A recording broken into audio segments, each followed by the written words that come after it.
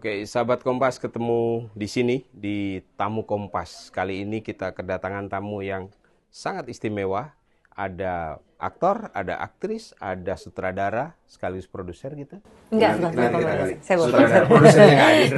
Ada Mbak Ariel Tatum, ada Mas Ciko Jericho, dan Mbak Molly Surya. Ini wajah-wajah yang tentu tidak asing. Tapi kira-kira ngapain kesini? Kita akan ngobrolin tentang film terbarunya. Perang ngopi, Kota. Oh, sambil ngopi ya? Ngopi doang. Iya, ternyata mereka ngopi, saudara. Saya ditemani Mbak Sari yang nanti akan lebih banyak menggali tentang proses kreatif dan sebagainya. Nah, saya di sini tugas saya tuh nanya sebenarnya kok maunya main film di sini, apa istimewanya? Apa istimewanya? Dari situ dulu Mbak Ariel. Istimewa sekali. Kalau saya pribadi memang sudah lama jadi pengagum karya-karya Ibu Molly Surya.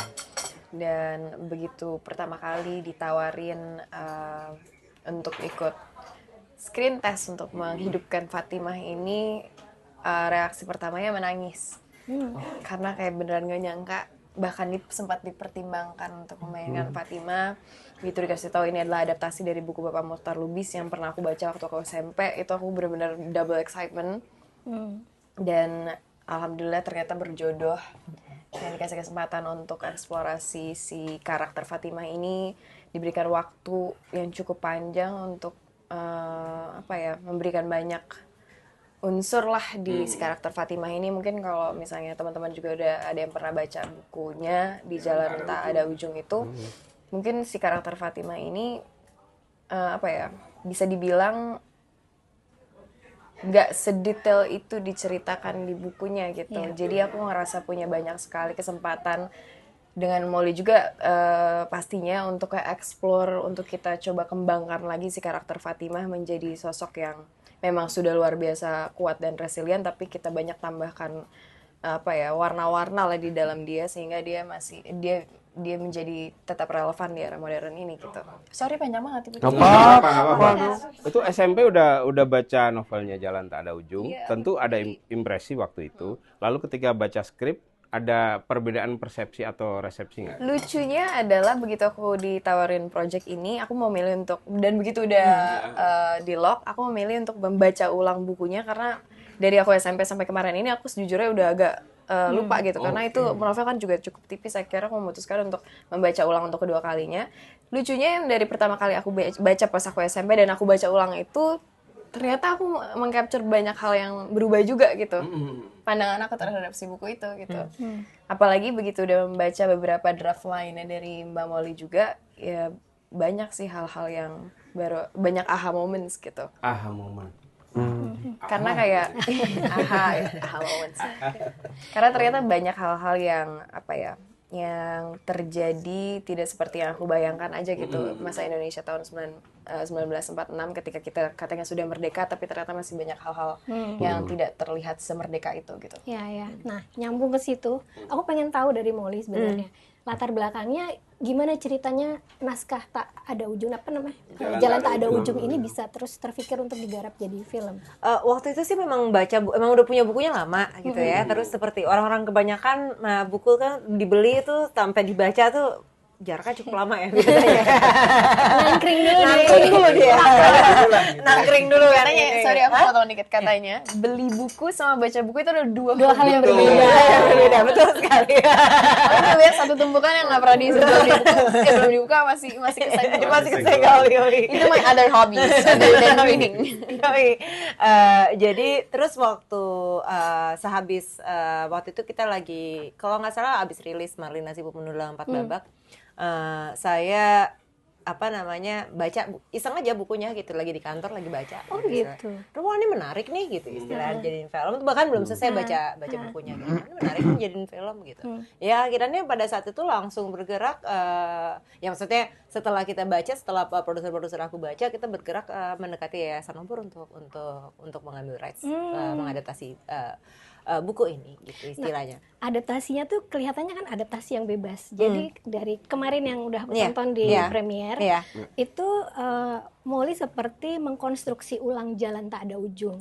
Banyak plot-plot yang improvisasi, Iya. bahan berubah, Iya. termasuk soal penokohan juga, Iya. ada karakter-karakter yang diperkuat atau Iya. bahkan juga gradasinya agak berubah tuh. Iya, iya. Termasuk Guru Isa. Iya, iya. Itu diskusinya di balik itu seperti apa sih? Aduh, diskusi sama siapa Pertimbangannya ya? apa? Diskusi sama siapa ya Mbak ya penulis? Itu dia yang aku bingung gitu. Maksudnya kadang-kadang aku diskusi sama produserku pastinya ya soal Pilihan-pilihannya tuh kayak gimana tuh? itu memang proses yang sangat panjang, sangat dilematis di awal. Aku pertama kali nulis draft pertamanya sangat dekat sama buku. Oh, Sangat dekat sama buku. iya. Di opening sih deket tuh. Iya, terus iya, tapi draft pertama ini ada 9 draft kalau nggak salah. Dan draft pertamanya itu benar-benar dekat sama buku. Oke. Hampir plek-ketiplek gitu. Hampir ya gitu istilahnya. Terus jalan ke draft 2, terus kan aku kan ikut banyak ikut banyak program-program luar negeri. Terus ada orang yang nggak pernah baca bukunya. Aku sodorkan skenario-nya, mereka baca. Dia nanya ini kenapa begini nih, kenapa begini. Ketika alasannya adalah it was in the book. Itu berarti alasannya nggak valid ya, nggak valid. Nah, karena ini kita ngomongin dua medium yang amat sangat berbeda ya. Dua medium film dan medium buku. Aku percaya itu gitu. Karena banyak sekali buku ada yang kalau kesannya kita adaptasi yang plek-ketiplek gitu. Aku mungkin ambil contoh kalau plek-ketiplek tuh Harry Potter ya. Kalau kamu baca bukunya, orang yang baca bukunya, meskipun filmnya bagus, kita kadang-kadang suka sebagai pembaca buku jadi cuma mencocokkan. Jadi pengalaman menontonnya nggak benar-benar pengalaman menonton gitu. Atau protes kalau banyak yang ketinggalan di situ, nggak nyampuk. Padahal nggak mungkin juga film cuma maksimal ya 2 jam, 3 jam gitu. Kalau satu Menarik nih argumennya. Iya, jadinya jadi aku mau melihat buku. Jadi makanya kita juga mengganti judul, maksudnya dengan judul Perang Kota gitu yang ada ceritanya lain lagi kenapa judulnya Perang Kota. Dan kita akan memisahkan ini buku yang ditulis tahun 1952. Konteksnya beda. Konteksnya memang sangat berbeda perspektifnya. Ini film yang ditulis dan dibikin di tahun 2023, maksudnya yang rilis tahun 2025 gitu. Dengan perspektif penonton yang amat sangat berbeda, perspektif aku yang sangat berbeda, nilai-nilai kita yang sudah sangat berbeda, dan aku pengen film ini, cerita ini masih relevan gitu istilahnya, dan bisa kita rasakan bersama gitu istilahnya dengan perspektif di tahun ini dengan pandangan yang lebih kontemporer gitu. Mungkin singkat kata begitu ya gitu. Dan ini prosesnya panjang ya, sekarang mungkin kayak cuma 5 menit jelasin tapi ya. Iya. Tapi dapat esensinya. Ini sangat dilematis waktu itu juga gitu istilah, karena memang dan aku maju mundur ini masukin enggak, ini enggak, ini masukin enggak, ini enggak gitu, dan kebetulan aku mendapatkan banyak banget kebebasan dari keluarga, dari Obor gitu, dari keluarga Motor Lubis juga gitu, dan gimana maksudnya untuk mengadaptasi dan bisa menginterpretasi. Jadi yang memang aku lakukan adalah mencoba menangkap esensi dari bukunya. Oke. Tapi Iya, pun semangat ada bukunya. twist kontemporer di situ Iya, kelihatan. ada esensi dari bukunya, apa yang interpretasi aku ya, nggak tahu bener apa enggak interpretasinya, maksudnya interpretasi aku, perasaan aku sama bukunya, apa yang menurut aku dirasakan sama seorang Mohtar Lubis ketika menulis bukunya, itu coba aku filmkan. Ini yang sebenarnya pertaruhan gentingnya tuh tanda kutip adalah buku Jalan Tak Ada Ujung itu kan sebenarnya seperti catatan kritis Mohtar Lubis terhadap sebuah periode sejarah yang kelam tentang Indonesia, yang memalukan bahkan. Dan kelihatannya Molly menangkap itu karena ada adegan yang dipertahankan, dan menurutku itu adegan terpenting. Ketika Guru Isa bilang apa bedanya kita dengan Belanda. Menurut aku itu plot yang penting banget. Berarti Molly menangkap itu ya? Insya Allah. Nonton pesannya kesampaian. Iya. Jadi nggak ada glorifikasi nasionalisme di situ, tidak ada glorifikasi heroisme di situ. Heroisme di situ. Bahkan aku nggak ngelihat elemen bambu runcing di film. Kayaknya itu Iya. sebuah kesengajaan. Iya, itu sebuah kesengajaan. Ini aku membuat film ini di tahun 2018, mungkin bisa dibilang di sini hampir gak ada yang nggak sengaja, insya Allah ya. Gitu ya. Ada kesadaran yang matang gitu. Ada kesadaran yang Semuanya matang. mencoba dipikirkan dengan matang-matang gitu istilahnya, dengan persiapan yang ya sebisa mungkin kita mencoba bagaimana caranya, nggak ada yang, maksudnya apa yang ada di screen dan apa yang nggak ada itu sebisa mungkin coba kita Keren sih. pikirkan sebaik Belum mungkin. pernah ada loh film yang angkat soal periode masa bersiap. Ya. Ini masa bersiap. Ini masa bersiap. Kita ke Mas Ciko ya. Ini iya sambil diminum pada nggak Ini memang kalau aktor itu begitu, saudara-saudara. Seger banget.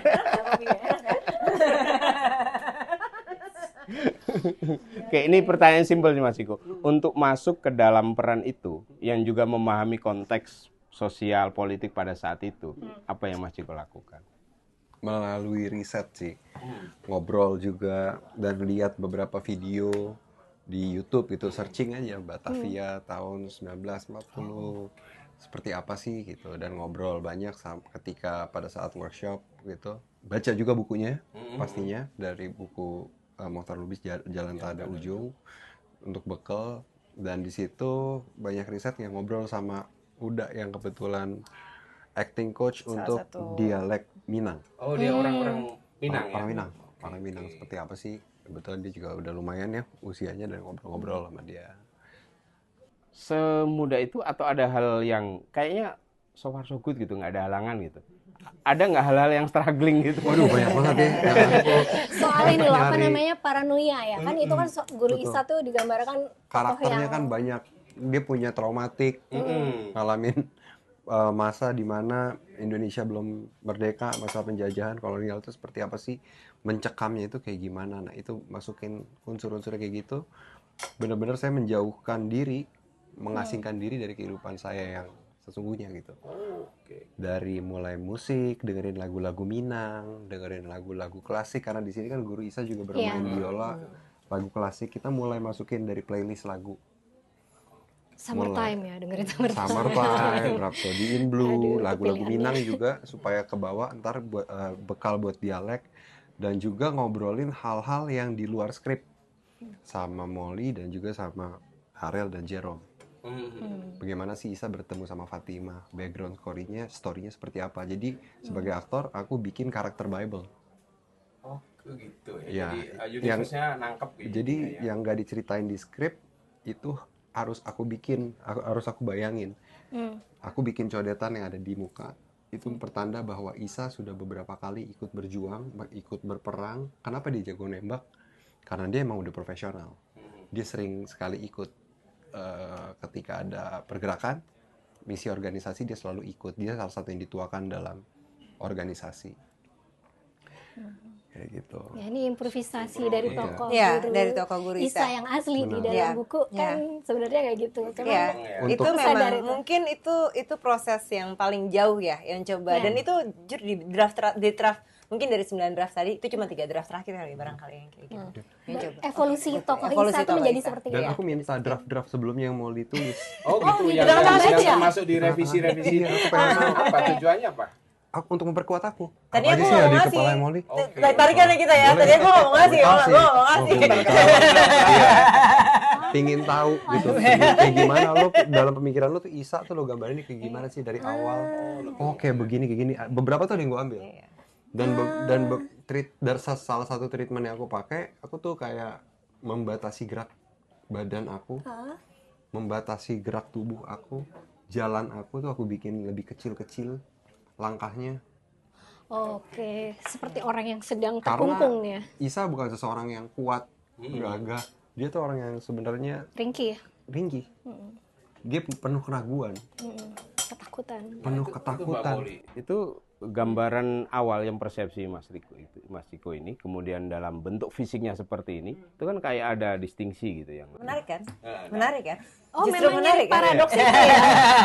Justru menarik kan? Jadi nggak satu dimensi gitu. Oh, I Nggak cuma see. apa ya istilahnya. Yang menurut aku justru itu memberikan sebuah dimensi lain dari Isa gitu. Sebuah apa ya? Apa katanya? Maksudnya maksudnya lo sebuah paradoks kejantanan gitu ya nggak sih? Oh, iya. Itu sih yang menurut aku malah jadi menarik gitu istilahnya gitu. Jadi nggak layer. Yang belum tentu sejantan itu gitu. Iya. Maksudnya itu sebuah paradoks. Maksudnya kan kita ketika ngomongin heroism gitu. Kalau ini kalau yang aku maksudnya kalau yang pikiran aku gitu. Gimana di zaman perang itu bukan cuma menjadi laki-laki itu harus ada semacam peer pressure untuk menjadi pejuang. Iya. Gitu istilahnya. Meskipun ya bukan yang nggak berani berjuang, ini ngomongin mati loh gitu istilahnya, ngomongin hidup mati gitu, dan nggak cuma ngomongin dia doang, keluarganya juga gimana gitu istilahnya.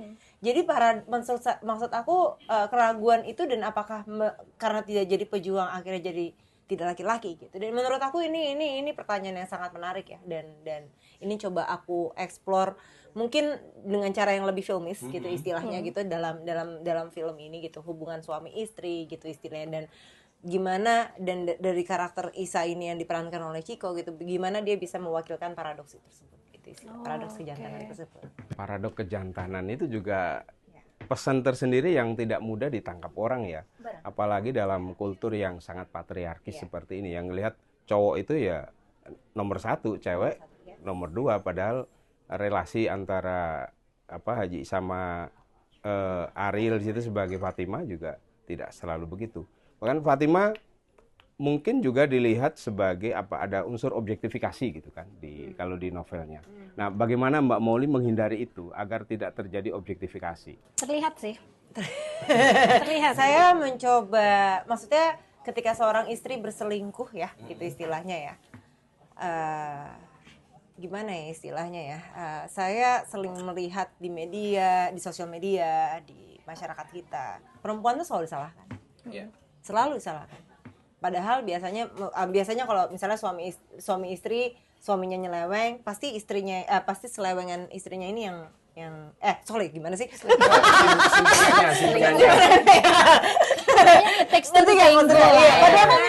Tango gitu. Dan yang punya komitmen kan suaminya. Salahin suaminya dulu dong gitu istilahnya gitu. Maksudnya sebelum orang ketiganya ini gitu. Dan untuk Fatimah menurut aku sih mencoba untuk sebuah affair gitu. Maksudnya aku mencoba untuk mengerti sih gitu istilahnya. Instead of mungkin kalau di dalam novel dia hanya seorang istri yang berkhianat gitu istilahnya.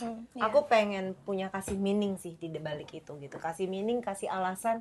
Aku pengen kita bisa ngerti kenapa gitu istilahnya. Ini tentang perempuan yang tahu apa maunya. Iya, ini tentang perempuan yang tahu apa maunya. Ini tentang, dan di situ kalau sana kita lihat hubungannya dia dengan kita bisa melihat sih bagaimana dia berbeda bersama Isa dan bersama laki-laki. Nah, satu itu lagi. dia tuh. Itu sih kurang lebih. Dan di film ini tuh kayak Molly pengen bilang bahwa perempuan itu bisa kok memisahkan antara seks dan cinta. Iya.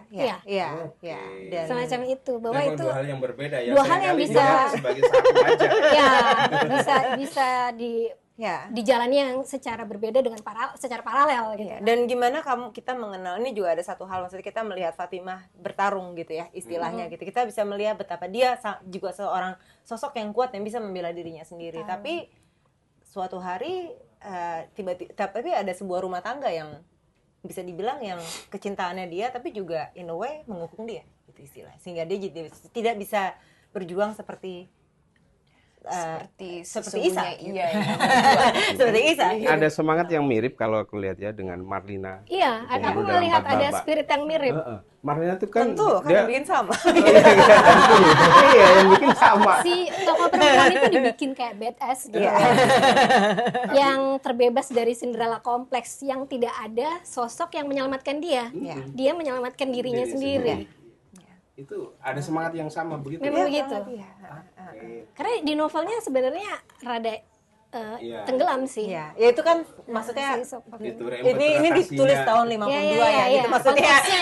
Konteksnya zaman itu. To the Novel's Defense itu ditulis tahun 52 Jadi gitu. pilihan Molly Surya ya, tepat sekali. Dan saya maksud salah satu upaya utama saya sih sebenarnya salah satunya itu mencoba untuk mengkontemporerkan. Gitu ya. Dan di samping itu ada semangat membela kaum perempuan tadi itu. Semangat feminis. Ini semacam intelektual organik yang paham kaumnya kemudian menyuarakan. Nah, Mbak Ariel, kerasa nggak bahwa pesan itu memang harus disampaikan dalam film ini? Iya sih, kami melalui cukup panjang ya waktu dimana kami berdua saling berdiskusi gimana kita mau portray si Fatimah ini. Karena meski pada awalnya aku merasa itu adalah sebuah challenge yang sulit ya, karena di bukunya tidak cukup jelas gitu si karakter Fatimah ini. Tapi ternyata seiring jalannya waktu aku baru sadar bahwa ternyata ini adalah kesempatan emas sekali buat kami berdua menarasikan ulang, menebalkan pesannya itu ya. menarasikan ulang apa yang mau disampaikan Fatimah di film ini gitu loh. Dan along the way kami akhirnya berhasil menciptakan kualitas-kualitas diri di Fatimah yang kami berdua suka dan sepakati gitu loh. Termasuk juga piano, permainan piano di film ini gitu yang dimainkan sama Fatima itu adalah salah satu hal yang kami tambahkan juga yang tidak ada di buku, yang kemudian menjadi masuk akal Kenapa mereka jatuh cinta? kenapa kami berdua jatuh cinta gitu. What is their connection gitu istilahnya sama. Iya. Itu sih Ada di bukunya sih sebenarnya. Kan itu Isa senang bawain Chopin ya. Terus dia Betul. bilang bahwa Betul. ini sebenarnya lebih baik dibawakan dengan piano. Betul Iya. sekali. Chopin kita ganti dengan George Gershwin karena kami rasa itu adalah pilihan yang lebih tepat Jazzy? untuk dunianya Molly. Molly. Dunia perantau. Dunia Molly. Khas banget ya. Musiknya bener-bener diambil summertime gitu kan. Wow, edgy banget. Dia vintage gitu kan. Filmnya klasik, vintage tapi nggak medok. Iya. Nggak medok. Nggak sekedar masa lalu gitu. Iya, ya, iya. konteksnya. Ada. Dan lucunya percakapan ini berawal dari Chopin juga. Iya, berawal dari Karena Chopin kita juga. Ya. pembicaraan. Jadi aku jadi gitu. tadinya Fatima itu nggak main piano, aku nggak tahu kan Ariel bisa main piano. Terus kayak pas lagi workshop gitu, terus dia sempat kita sempat lagi ngobrol bahas. lagi random kayak ngobrol. Kita Aku bisa lagi main ngomong. piano. Aku bisa main piano. Oh ya main piano apa? Tadi udah maksudnya mungkin for elders gitu ya. Enggak, aku bisa main Chopin. Hah? Kok kayak gitu? Chopin, iya. Sekarang aku lagi belajar ini lah kampanelanya Franz Liszt. Oke, susah dong. Kenapa bisa berarti dia? Mungkin kalau nggak tahu coba di Google, coba lihat di YouTube lah kampanela itu susahnya kayak apa. Terus kemudian beberapa saat setelah itu turunlah draft baru. Real Fatima main piano ya. Gimana? Manfaatin itu ya. Rhapsody dulu lagi ya. Rhapsody dulu. Halo, sulit sekali. Gitu Yang sih, jadi ke-9, itu yang ke-9. itu bukan yang 9. Tapi pada akhirnya di pengambilan gambar itu nggak susah kan mainnya? Atau harus retake berapa kali? Retake-nya nggak terlalu banyak sih Iya, ya, nggak terlalu banyak. yang bikin sulit adalah aku tuh dari kecil main piano klasik. Begitu Mbak Molly meminta aku untuk main Rhapsody in Blue, itu adalah sebuah genre musik yang aku kurang familiar when it comes to piano gitu. Itu butuh sedikit adjustment. Tapi karena 2 bulan terakhir sih sebenarnya. Padahal kami persiapan 4 bulan ya, tapi 2 bulan akhirnya berlatih Karena ini keras. 2 bulan kemudian. Berlatih keras memainkan Rhapsody in Blue. Ketika aku udah merasa cukup pede untuk membawakannya, kami berangkatlah semua ke Semarang. Bermainlah aku di suatu piano antik yang sudah out of tune. Dan nggak bisa di stem itu. Udah nggak bisa di Udah nggak bisa di stem. stem ya.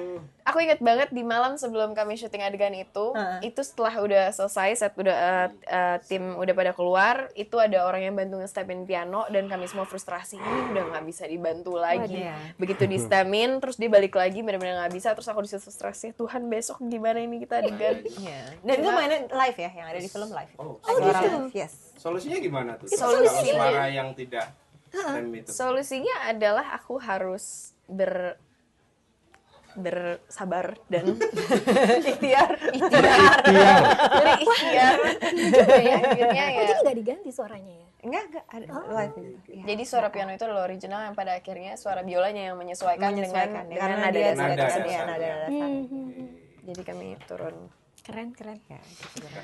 pengalaman yang unik dari Ibu Molly Surya. Maaf Ini ya. tentu saja masih banyak yang menarik ya. Sangat. Silakan nanti ditonton filmnya dan kemudian obrolan ini bisa dijadikan referensi untuk memperkaya pesan-pesan apa kira-kira yang disampaikan dalam film itu. Coba deskripsikan 3 atau sampai 5 kata tentang perang kota. Mbak Ariel dulu. Baru dulu. Yakin mau kasih Apa? 3 kata. 3 sampai 5. 3 sampai 3 sampai 5. Boleh 5. Kisah tentang cinta, perjuangan, dan pengkhianatan. Aduh, ngeri. Nggak bisa copy paste. Tadi gue udah nanya sama gue dulu. Klasik, romantik, drama, perang batin. Udah perang batin, udah. Perang batin juga ya? Perang batin. Oh iya, perang batin. Jadi 3 kata, 1 frasa. Ya. Mbak Molly.